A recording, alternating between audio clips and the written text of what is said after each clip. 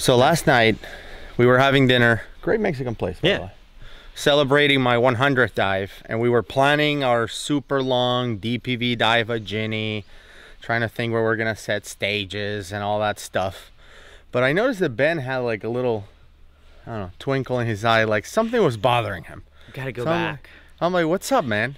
He was, like me, disappointed we didn't make it to Woody's room. Yeah. So you said, we gotta go back. We gotta go back. So we scrapped our plan for Ginny, and now we're back. Back in Orange Grove, Peacock Springs. Take 3, round 3 for me, round 4 for you. We're gonna go to Woody's room. We're gonna do it this time. Just make it happen. Yeah.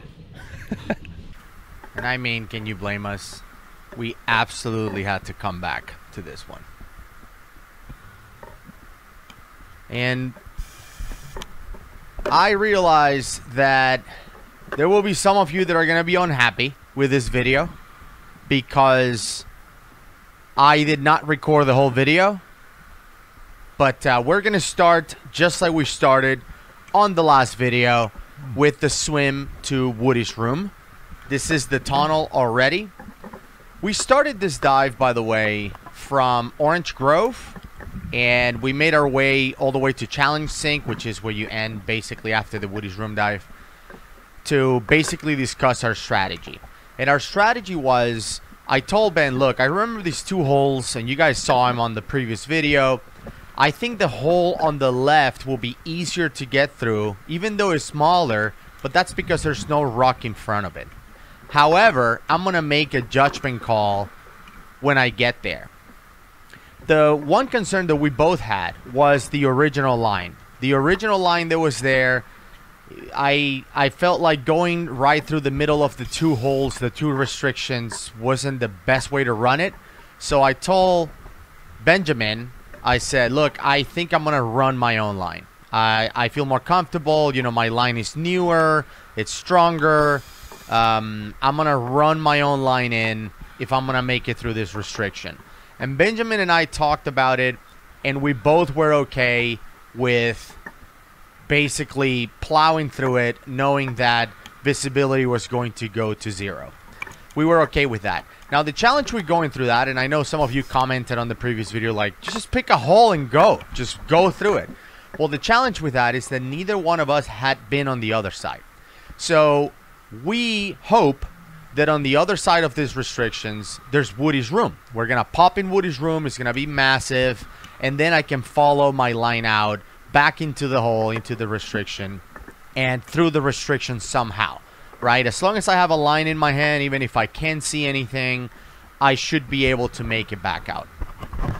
So here we go. I'm filming my approach all the way to those 2 tiny restrictions. Again, it's hard for us to know what's behind it. I know the cave keeps going because the line goes back there, but I don't know if on the other side of it is Woody's room or there's more tunnel. Like, what's going to happen after those restrictions? I have no idea. But we were very, very committed on going through at all costs. It was like, I know we're going to lose visibility. I know it's going to be terrible. I know there's risk that we're going to get stuck and all that stuff, but we felt pretty comfortable to make it through. I think the most uncomfortable part of this dive was actually my feet. Like I got blisters from the day before from swimming so much. On my left foot, I have a blister like right in the front, like right above my ankle, where the fin hits or rubs. And then on my right foot, I don't have a blister, but my Achilles is killing me. I think it's the zipper from the wetsuit was sitting on top of it, and so much frog kicking just wore it out. Like, it still hurts today. I'm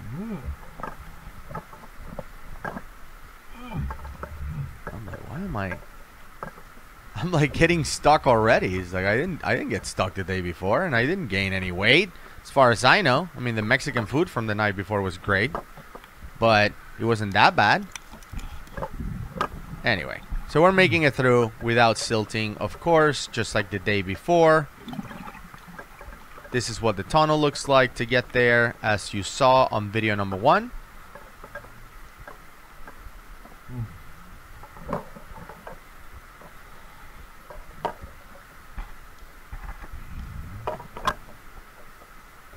fiddling with the camera so much. Here we are. So the plan is, again, I'm going to run my own line. And what I told Benjamin was, look, I don't want to tie right into their line or into a rock. What I want to do is I'm going to place one of my arrows on their line and then tie onto the arrow. What that does is that it prevents my line from shuffling on their line, from moving around, right? So I tied right into the arrow. That was the plan. So I'm swimming in, and of course I'm prepared to set up the arrow and set up my line and go through it with my line. Mm-hmm. Now, before this dive, we were talking about it. We know this restriction is going to be really, really tough. We know that I'm going to get stuck or wedged through it, right? I'm going to have to push through it.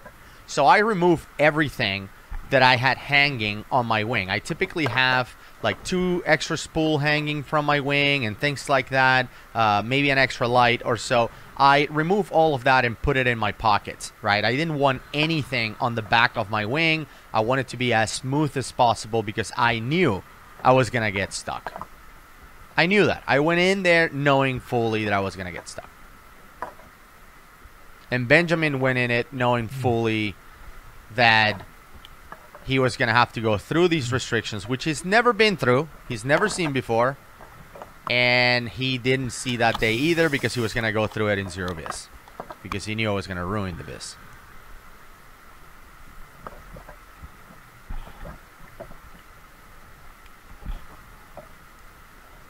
Alright, so we're making our way to the restriction. Through the tunnel, all the way to the restriction. That's what I mean. And at some point you will see the camera maybe shake a little bit, and that's when I'm starting to reach out. I only had 1 spool on my back because I knew on the tunnel it wasn't going to be a big deal. I only have 1 spool on my back, which is the one that I will be using to lay line because I didn't want to use the line that was there already. I wanted to lay my own.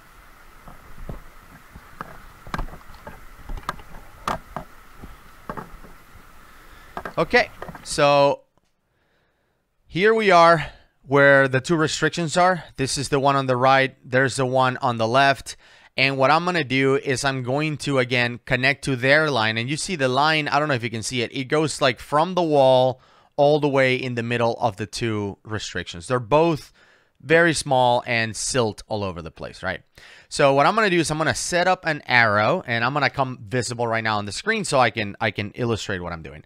I'm putting one of these, an arrow, on the line, right? And what that does is that it puts the line through it, and then I tie my own line in the opening of the arrow, which means my line doesn't move because it goes in the grooves of the arrow, so it won't move around. It will stay anchored on their line. But now I'm running my own line. So that one I can pull, that one I can cut. I feel comfortable cutting my line because I know I have the main line from the cave as a backup if I have to.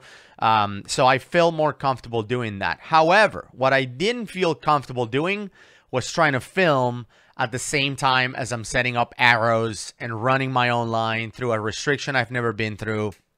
And, you know, I don't know what's on the other side. So I know you're all going to be disappointed. You're all going to be mad that I didn't film myself going through here. There's no point for Ben to film this either because it would have been 0 vis. But nonetheless, I stopped recording and I pushed through. And then, so here's what happened.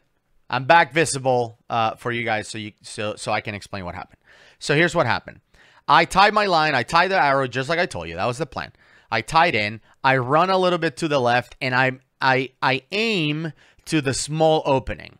And as I start going through it, I realize there's no way I can fit. It's too small. It would be like, you know, stuffing a pillow in a shoebox. It would be just too small, right? So I decide to go for the opening on the right. If you watched the last video, if you haven't, please stop this one. Go back and watch because I go into more detail on the last video. What I did was I decided to risk going through, even though there's an overhang, there's a rock in front of it, to be able to turn because at least I can fit through that restriction. And again, we were 100% committed at that point. So I ran my line. I go over the line. I make it through. I pop on the other side, right? I pop on the other side of the restriction. There's no turning back. I'm not turning around at that point. And on the other side of that tough restriction, the toughest one I've done at Peacock so far, there was no Woody's room. The tunnel kept going. And to my utter disbelief, the tunnel got even smaller. To the point that I was like, I don't think this tunnel goes anywhere. It was so small that I was like, this is like, there. I guess I missed a turn somewhere. Like, Woody's room is somewhere else. It cannot be here. But I was already past the restriction. I was just going to push through it. So there was a rock on the left, right past the small restriction on the left that I couldn't fit. I tie my line in there, right? And I keep running my own line. And as I run my own line, I get into yet another restriction. This one tougher than the one that I just hit, that I made through by like a miracle. I just made that restriction. I go through that first one, and I decided to just plow through it as well. I'm like, I am not turning here, nor that I had any space to turn around to begin with. So I'm like, I'm going to go forward. And the weird part about it, and this is kind of where the morbid side of cave diving comes in the picture, is that as I'm going through that restriction and getting super stuck, I thought of two things. Number one, I was running line. Number one was, what did Ed teach me about getting stuck in the sidewinder? Like, what to do when I get stuck in the sidewinder. And I remember, and he was like, deflate everything. There's no point on controlling buoyancy at this point. You're stuck between two objects, so you're not going to go up or down. So it's like, deflate your wing completely, deflate your counter lung completely, meaning suck in all the air in the counter lung, and then continue to push. So I did that, and it totally worked. So thank you, Ed, for that lesson. That was great. The second thing was, if I die here, Ed's going to have to come and get me, and he's going to hate this. He's going to hate the fact that he had to go all the way to Woody's room, or all the way back here, whatever I was going to die, to try to get my body out of here, because it was zero vis. And I know he would have done it. I know he would have, you know, pushed through and go through restrictions and get me out of there. I totally know that he would have done that for me or for anyone else, because that's what he does. But it was weird to think that in that moment, as I'm pushing through this restriction and I'm completely wedged, like to the point that swimming didn't do anything. I wasn't like, I have a decent, you know, frog kick. I can get a lot of push from it. That wasn't doing anything. So I had to push myself with the heels. I put the heels in the ceiling, like right on the ceiling, and just literally doing like leg presses, right? To push through that restriction, pushing the clay below me to the point that I compacted. It's like putting your hand on mud. The mud's going to give away and your hand is going to push through if you push hard enough. So I pushed hard enough that I was able to pop on the other side. And once I pop on the other side, I saw a breakdown that was going up. I saw a rock that looked like prime perfect to do a secondary tie off. Remember, I'm still running my line. I tie on that and I go up. And as I go up, I pop in Woody's room. So we finally made it. I was covered in mud. My MAV was covering mud. My inflator, which is stuck to my body. Like, everything is stuck to my body. Like, it's not, there's nothing hanging, right? We prepared for this thing. All of that stuff was covered in mud. So I'm cleaning it off, right? But before I clean it off, I actually go up in this breakdown pile, make it to the top, and I tie on a big rock. I tie my spool on a big rock, secure it, make sure everything is good. And then I take inventory. I'm like, okay, is there anything broken? Like, do I have to bail out? Like, I have my regulator here, my neck. I have a regulator on a necklace connected to my left tank. I have another regulator, which is connected to a D-ring right here. That's connected to my right tank. I check my regulators. They both seem to be working. They're not, you know, full of mud because they sit a little bit higher and they didn't get to it. I test them, right? Press the perch button. They both work. Like, I'm taking inventory. I don't even have time to enjoy the fact that we made it to Woody's room. Such a challenging dive and such a challenging way to get there. I had no time to do any of that stuff. I'm just checking myself, making sure that I have everything and everything is in working order, right? Then after that, I turn my attention to Ben. After I check everything, I'm like, where is Ben? And I'm waiting there for a while. And I'm in pitch black in Woody's room alone, right? I'm taking my PO2. Everything is good. Like, I'm making sure everything is okay. And then I'm like, is Ben going to come or do I have to go and get him? Like, how much time do I give him to go and get him or to abort my dive and just get out of here? And one thing that stuck in my head was that we had this conversation about it at dinner the night before. I said, look, Ben, if I can make it through, you can make it through, right? Ben is way smaller than me. I mean, I don't want to say he is like a third of my size or anything, but he's smaller than me. So if I can make it through, Ben can make it through. Just like if I can make it through, Woody can make it through. It's just a no-brainer, right? So I'm like, okay, I made it all the way through. Ben, who's a badass diver and smaller, can definitely make it through. So I'm going to give him time. I'm not going to just be like, oh my God, I have to go back. Like, I wonder if he's dead. No, I'm going to give him time. He will make it through. And then at that point, I remember, oh, I have a camera. Maybe I should start recording because at that point, I took inventory. Everything works. I'm just waiting on Ben. And that's when I started recording. So let's go back to the video. So here I am. It's still pretty silty in there. Who knows the last time people were here? I saw some videos online from people that were there in 2018. That could have been the last time someone was here. So 5 years ago, right? It's not a easy place to get to, as you know, since you've been following this series about Woody's room and my 100th dive. You can see my line tie there, orange, bright orange. Right, and I noticed that my line could be a little bit tighter. So I go down there and I try to fix the line with the camera in hand, which doesn't really help. But I see Ben's light. So he's alive, and I'm fixing my line for him since he was following my line. Sorry about that, guys. Again, I'm just, fixing the line. I gave him the okay. Are you okay? Holding the line in the same hand, so that's why it shook. Then I'm like, oh, maybe I should use both hands. So I'm recording with the right. Are you okay? I'm okay. Perfect. That is Cave Diving Communication 101. We communicate with lights. He also made it to Woody's room.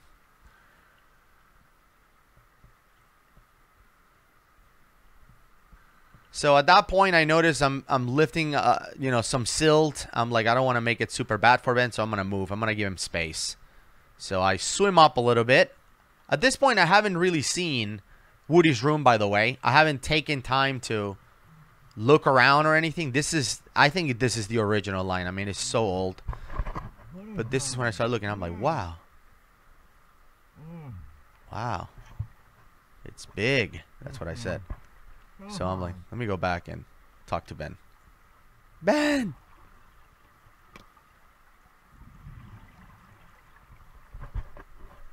Just looking through the walls.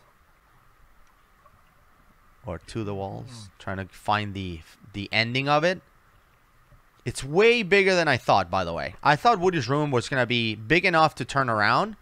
But no, I mean, I think you can pack like 50 divers in here. It's really, really big. At least bigger than I thought. I mean, it's not the Eagle's Nest ballroom or anything. It's not that big. But it is decent size.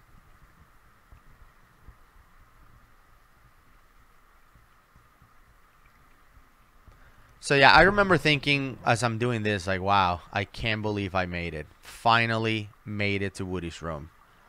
And I wanted to know if Ben felt the same way. But you can see Ben's size compared to the size of the room. I mean, it's a pretty big room.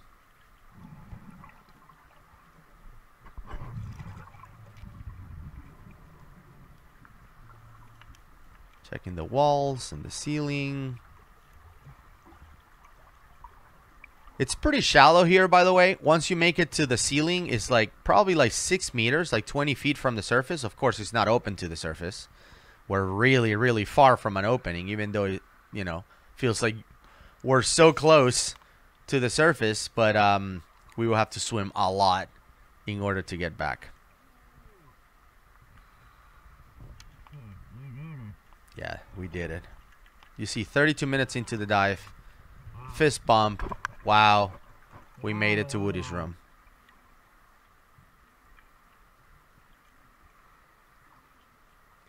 So there you go. For all of you who won't, you know, make the trek there, I don't blame you, by the way. I don't have to go back. I feel like it's a one and done thing. Would I do it again? Like if Woody wanted to go to Woody's room, would I do it again? Sure. I think I would. I mean, now that I prove I can get back there, it would be okay knowing what to expect now going back. But if he never wants to go, I wouldn't cry about it. Like I would be like, okay, perfect. Let's just not go. But yeah, it's really, really big. And again, for those of you who will never make the push there or are not divers or are divers but are not cave divers, well, now you get to see what Woody's room looks like from the inside. And if you're a cave diver and feel inspired to do this, you know, again, we're not cave diving instructors. We're not telling you what to do or how to do it. Just because we did it doesn't mean you should push yourself to do it if you don't feel like you have the right experience or the right equipment. If you're back mounted or chest mounted, definitely don't go there. You would not make it. You will be stuck. I'm telling you. You could be an Olympic gymnast small, like that small, and if you have anything on your chest or your back, you will be stuck and you will drown. So don't do that. Only side mount, unless you're willing to take your equipment off. So if you're willing to push your tanks in front of you, if you're back mounted, or if you're chest mounted, let's say you have a chest mounted rebreather and you're willing to unclip it and push it in front of you so your profile is really thin, then you will make it. But just wearing it and trying to push through these restrictions will not work. You will most likely damage your gear in the process.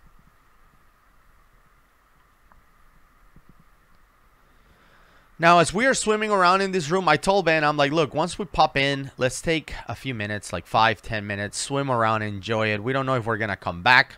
We don't know if we're going to get out of there to begin with because the restrictions are so gnarly, and I don't know how they look on the way in or on the way out. So let's just enjoy, spend time. But the weird part about it is that I'm looking around this room, and I am dreading the time. Dreading the time I'm going to come out. Now, here's one thing I didn't record. At this point, I think I put the camera away because I'm getting ready for the extraction, or I'm getting ready to get out. I put the camera back in my pocket, everything in my pockets, again, nothing in my back. And I know, I'm dreading this. I know that I just did the toughest, most, you know, claustrophobia-inducing dive that I've ever done. And I know I'm about to do that in reverse in zero vis. I knew the visibility was going to be zero. So I put my camera away. I get mentally ready for it. But then I have a great idea. And this is what's not on the video. I go and tell Ben, let me go out first and you come behind me. Because I'm thinking in my mind two things. Number one is the same principle. If I make it through, Ben can make it through. So I felt like that was a good idea, a solid plan. And two, if I get stuck, because again, on the way in, I can see the ceiling. I can kind of like fix my body to contort to the environment. But on the way out, I wasn't going to be able to see anything. So I'm like, if I'm going in front of Ben, we can always do the bump and go method where he just pushes me. If I'm stuck in a restriction, he will just push me. So I stop the camera, stop recording, and I go to Ben and I tell him my plan. And he declined. He was like, absolutely not. I'm going out first. It wasn't like that. He was trying to explain something to me, but with a rebreather, I mean, even though we can communicate, I didn't understand 100% what he was saying. But he was like, later on, he explained what he was doing. Because he came in zero vis, he probably didn't take the same route I took, and he got stuck in a couple places. So he was concerned that, you know, I was going to make it out, and then he was going to be stuck because he didn't go my route. So by having the line in, he felt that he could just follow the line out and he wasn't going to get stuck. Anyway, that was the explanation. I tried a couple times. I'm like, no, no, no, no, let me go first. And he was like, absolutely not, I'll go first. And, you know, to be fair, in cave diving, the team goes in and comes out the same way it comes in, meaning the lead diver, the first person, which in this case it was me, comes out last. So the lead goes in first, comes out last. It always works like that, unless something, you know, some special accommodations are made, like in Abaco, for example, where Brian is the lead on the way in and the lead on the way out. We follow him in and out. But that's typically not the case. It's typically lead goes in first, lead comes out last, picking up the lines, making sure everyone is out. He has the responsibility of, you know, making sure everyone makes it out. So told Ben twice, he said no. So I'm like, okay, let's just do this. Let's get out. So what happens is Ben heads out, you know, he goes into the clay cloud of silt, disappears. I start picking up my line. I start reeling my line, you know, taking alternate movements. And you learn this on your class. I'm not going to go into detail why you alternate and all of that. But I'm picking up my line, I hit the first restriction, get stuck again, just like it was on the way in. Push off the ceiling, make it through, keep on picking up my line. At some point, I run into Ben. And you know, we're doing the bump and go, which is meant for us to meet with each other. So I run into him and I just punch him on the fin. I'm like, go. And when I hit him, he keeps going. What I didn't know is he was at that second restriction, which is the one that you saw on the previous video where I turn around. That restriction is tough as well. He makes it through because obviously he's smaller. And then I just keep reeling. And I'm wedged. Like, I guess I went the wrong way. And I try to remember, I'm like, okay, I know that if I follow the line, I'm going to fall into this line trap, which we try to avoid by running our own line. So I guess my line moved in the process. So I see it. I push myself off the ceiling and then move a little bit to the right. And I can make it through and pop inside the tunnel. But as I pop inside the tunnel, I feel that something is holding me back. And that's when I realized that the main line, which I pushed down on the way in because I can see it, on the way out, I didn't see it, and it's completely entangled in my right tank. So I can't see anything. All I feel is resistance, right? You feel that your tank is pulling you. So with my hands, I feel the valve, and I'm just there thinking, I'm like, oh my God, I wonder what my PO2 is because I can't see anything. It's pitch black, like close your eyes. That's what I could see. So I reach for my computer. I can't see anything. I put it right against my mask and I can't see anything, but I can see that everything on the screen is green, which is good. And that's, thank you, Shearwater, for making the Petrol 3 like that, where it goes from green to orange to red. So at least you can see colors. So I couldn't see the actual numbers, but I can see the colors and I can see they're green. So I'm like, okay, so my loop is breathable. I'm good. So I troubleshoot. Okay, it's under the valve. It's over the mouthpiece. Okay, boom. I release it, pop into the channel, keep swimming. I run into Ben again. He is holding right at where my arrow is. So we were back at the line, past the 2 restrictions, and I was able to, you know, reel it in, release all of this in zero vis, by the way, all by touch. Release my reel, my spool. Rather, take my spool, prep it, put the bolt snap in it, reach back out, clip it on it, then pick up my arrow, put it on the light. When I clip it into the light, into my Orca Torch D630, I realize that my other arrow, I always carry 2, it's gone. So like somewhere through the restrictions or whatever, that arrow just popped off and fell off. So if you're going to Woody's room and you run into my arrow in the clay, it wasn't on the line, it was just in the clay somewhere. Thank you. Get it back to me, please. I want it. I dropped it somewhere. I don't know where it is. But I realized that I lost one. So anyway, I clipped one in and, you know, we decided to go back. Now that we're in the tunnel that we've done at this point, I've done it 3 times. He's done it 4 times. I feel way more confident, even though we're still in zero vis. But I feel so comfortable that I'm able to reach for my camera and kind of record us on the way out. So all of this is us heading for the exit. That's when I stop recording. Like, are you okay? That's the line. All right, you go.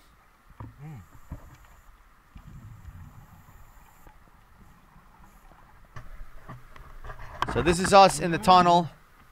relieved, happy, surprised. We did it. Woody's room. Woody's room. Yeah. That was, We did it. we did it. We're both celebrating underwater on the tunnel, which now, even though the tunnel is small, now it feels like an airplane hangar. Like, compared to what we just did, it's like, this is massive. Now I can relax and swim through it, no problem. So we both were very, very happy of the outcome. We both made it to Woody's room. Check it off the bucket list. We made it. And, man, just really, really happy that Ben trusted me and decided to take me there. He has taken people before. He ran into some issues and wasn't able to make it, but this time we did.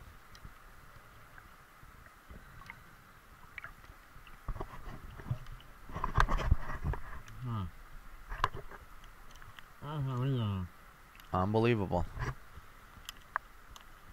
Crazy.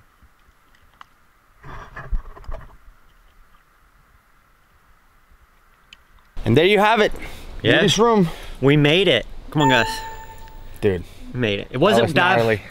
Wasn't dive number 100, but it was it gnarly. was an awesome dive. It was gnarly. Got like 100 dives worth of experience. Yeah. In one dive. Wow. But you know, we took the right approach. We got there. You weren't sure, so we turned it. Came back. Came up with a plan and went back. Third And, time's the charm. You know. And it was awesome. Yeah. The room itself, way bigger than I thought. Oh, the room was massive. Absolutely huge. Yeah. And, But now we have to get Woody in Oh, yeah. Woody's room. He hasn't been there. Yeah. He's been like kind of MIA from the show. So we have to, yeah. it's time Yeah. to bring him back. Time to bring him back. We'll see you in the So- next one. Yep. See you guys next time.